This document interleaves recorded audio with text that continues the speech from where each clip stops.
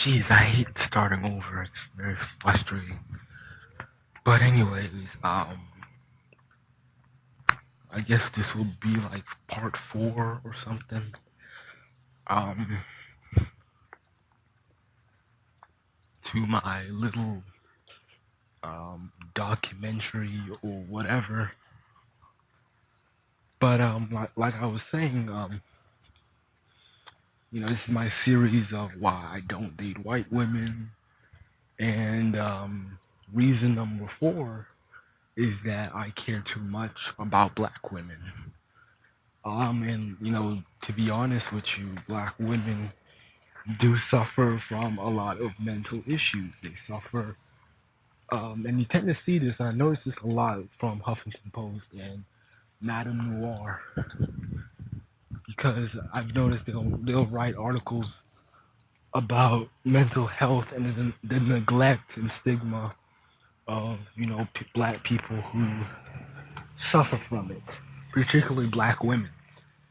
Um, let's just be honest. A lot of black women do feel some type of way when they see black men with non-black women.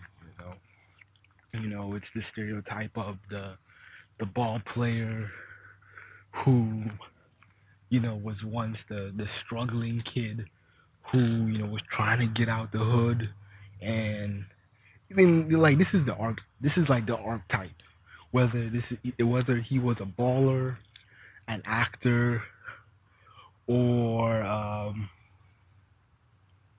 or a musician, because it usually starts off like he he started from the bottom. He was trying to get out the hood. He was trying to perfect his talent. It was the only thing he was worried about. And there was a black woman, whether it's his mom or the girl down the block.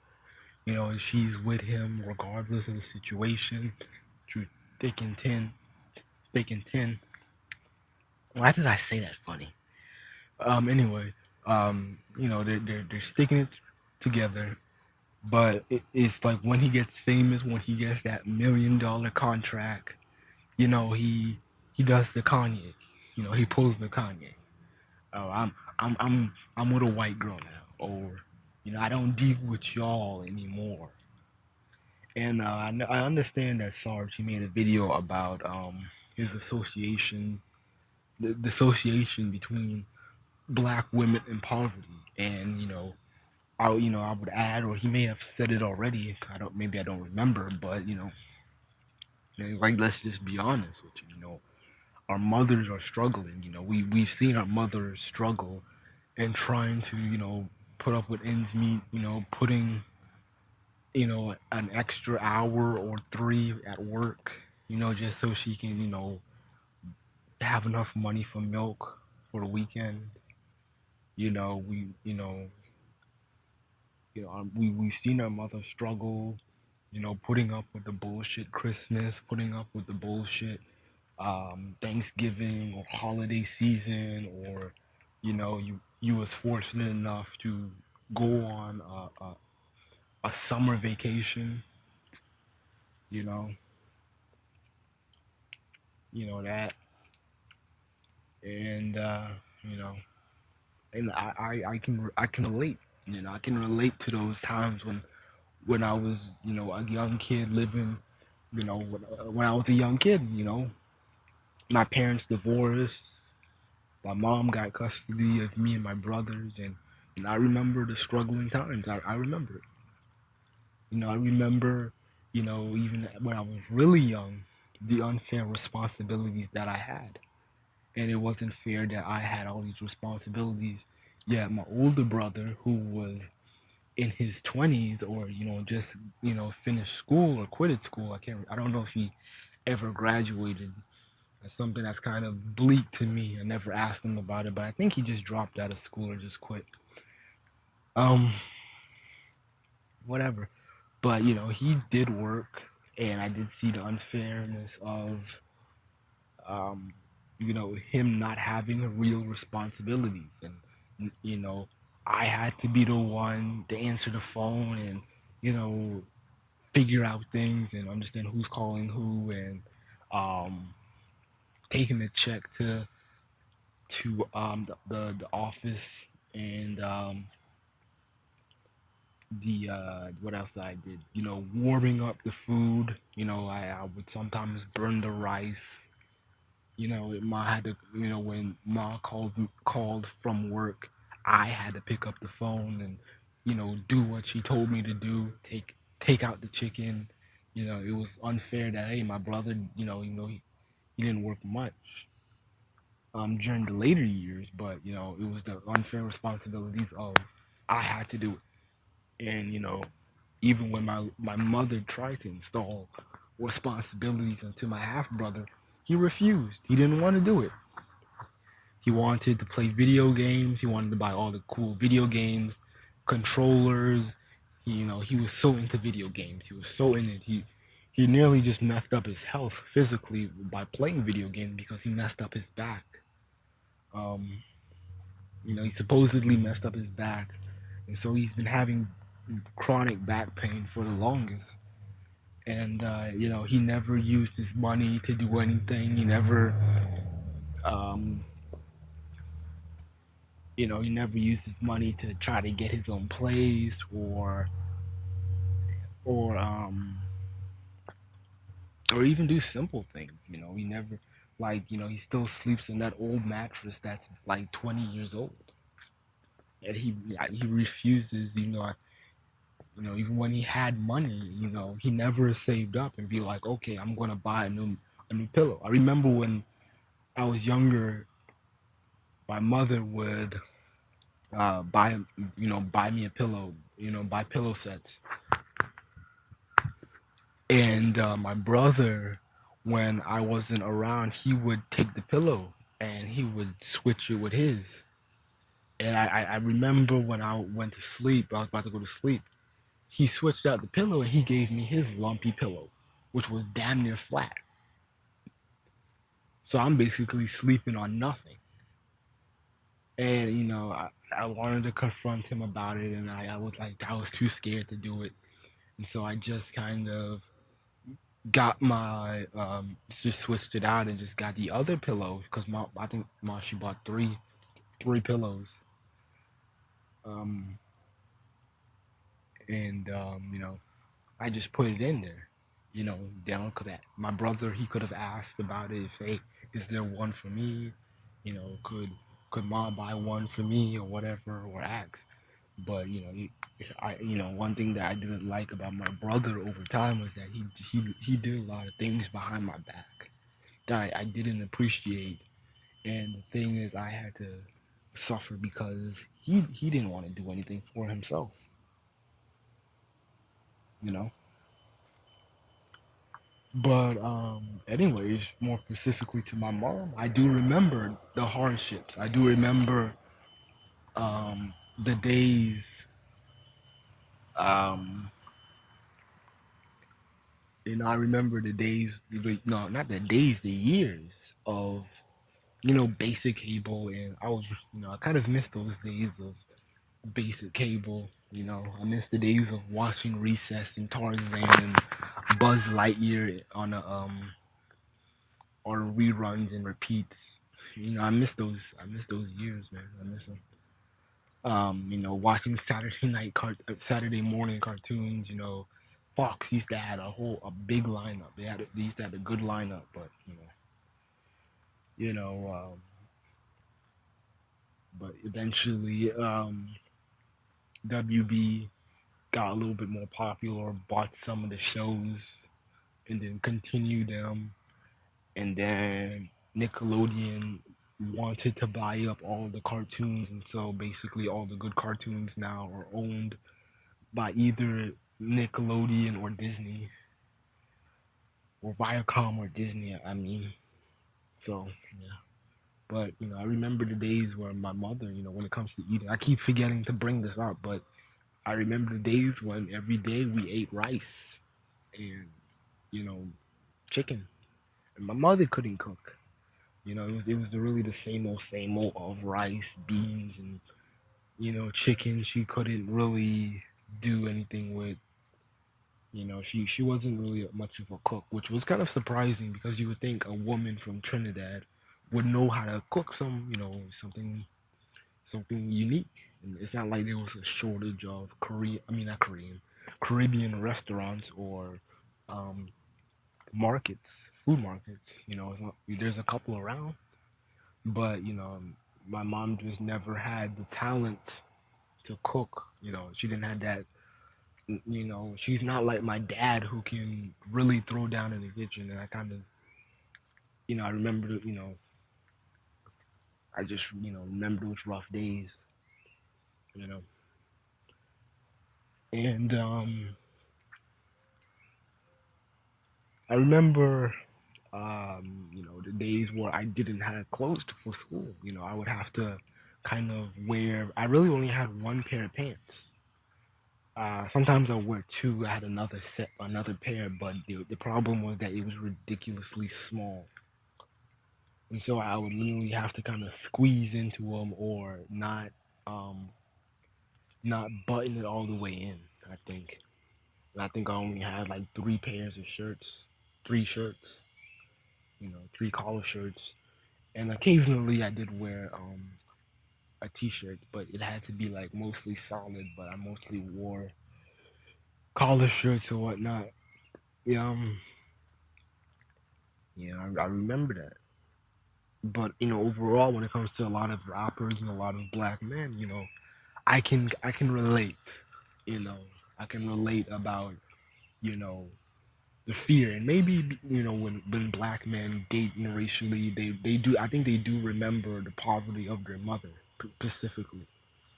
And it's like I feel like if I think subconsciously in their mind, they're like, if I fail, at least my kids will be all right in her custody because she's white and she has her family and they can take care of them.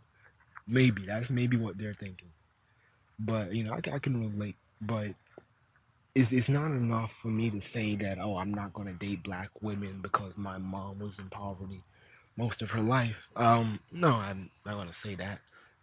But I do understand the frustration. I do understand kind of the kind of the when I get big, you're gonna go away, you know, type of scenario.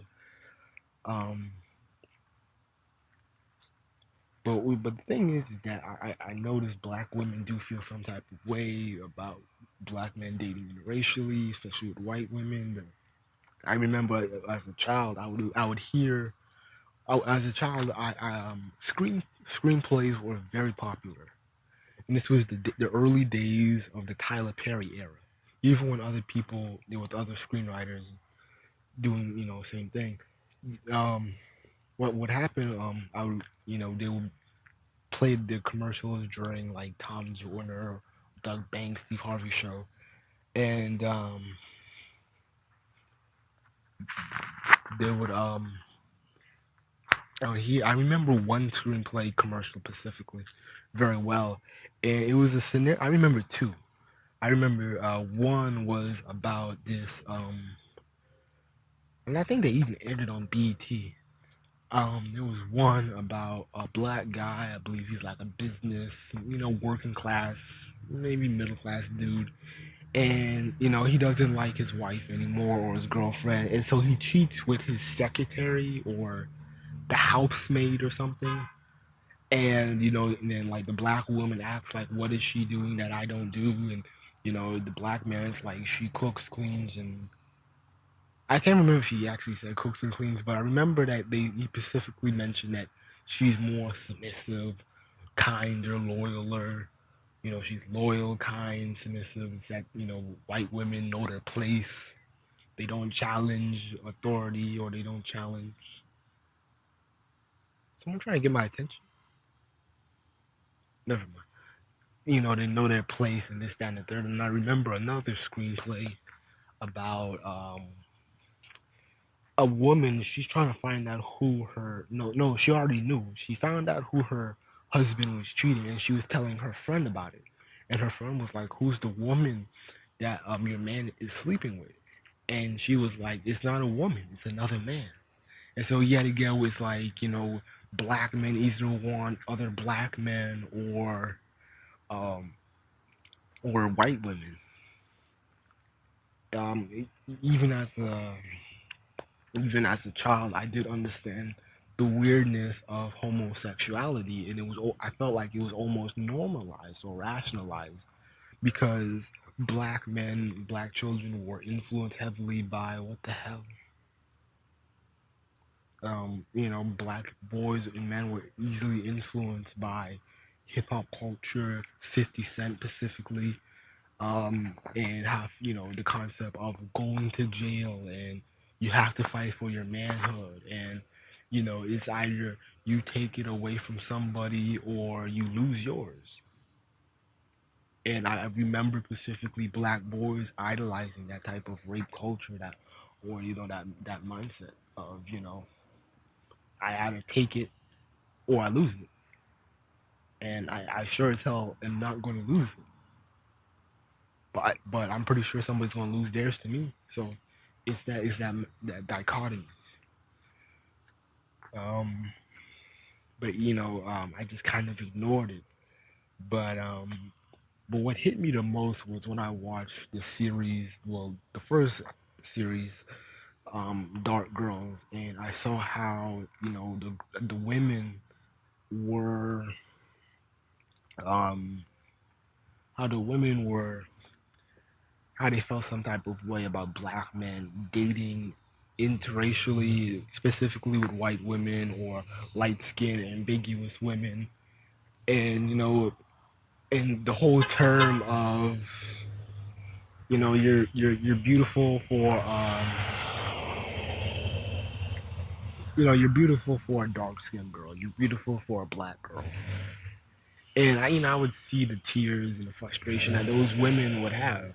And I just felt like, and you see other people like Tommy Sotomayor who adds on to the frustration that of black women. Then you have people like Tommy, and you have women who literally think that, oh, look at all the likes that he has. Look how popular he is. Black men have to be watching him. Black men have to like him. Look at him calling black women out of their name. Look at him calling, black women bitches and hoes in front of his own black daughter. Look at him idolize white women and talk about how great light skinned women are and how masculine dark skinned women are. It's like, you know, we see that shit, and I see the hurt that it does, you know, and I don't want to be that guy. And even though a lot of black women would say that interracial relationships don't bother them, especially when it's with black men, they're lying because it does bother them. Because I don't want to be, even though it may not be you specifically, there's going to be some girl out there. And I don't want to be that guy. Let's just say I end up being famous, notable, well known, or whatever. Let's just say it. Let's just say what if. I don't want to be that guy where a black woman, or not really a black woman, especially, but more specifically a black girl. I don't want a black girl to say he didn't choose me or he didn't choose us because of our skin tone or because of my color or my race. And even though, they may not know that I just liked her just because, or, it was just, we had something in common, just relations or the law of attraction or whatever. To people's mind, it's going to make it seem like it's self hate. No matter what, and people say, "Oh, just ignore it." The thing is, I don't have I don't have That's selfish privilege.